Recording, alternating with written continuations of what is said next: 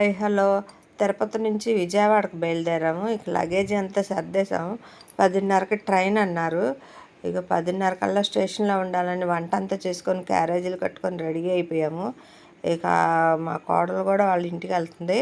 వాళ్ళ లగేజీ కూడా సర్దేసి కిందకి దిగేసాము. ఇక ఇక్కడ ఆటో కోసం వెయిటింగ్ వచ్చింది. ఇక ఆటో ఎక్కేసి రైల్వే స్టేషన్కి వెళ్ళాలి.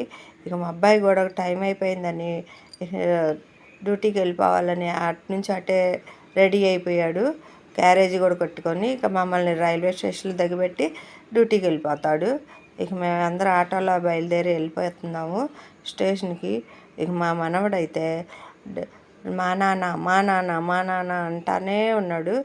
ఇక వాళ్ళ నాన్న అసలు ఉండి వదిలి ఎలా ఉంటాడో ఏమో కానీ ఇక వాళ్ళ నాన్న వదిలిపెడతలా, దిగడంట కిందకి.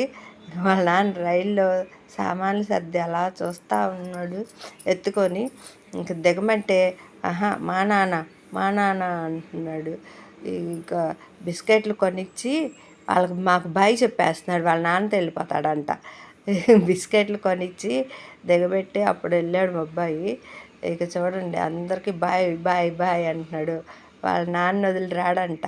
మా నాన్న అని చెప్పి కూర్చున్నాడు. ఇక వాళ్ళమ్మ మా బిస్కెట్లని ఫోన్ అని చూపిస్తా ఇక అప్పుడు దిగాడు కిందకి, కూర్చున్నాడు అనమాట. ఎట్టకేళ్ళకి మా అబ్బాయిని వదిలేసి మా అబ్బాయి వెళ్ళిపోయాడు.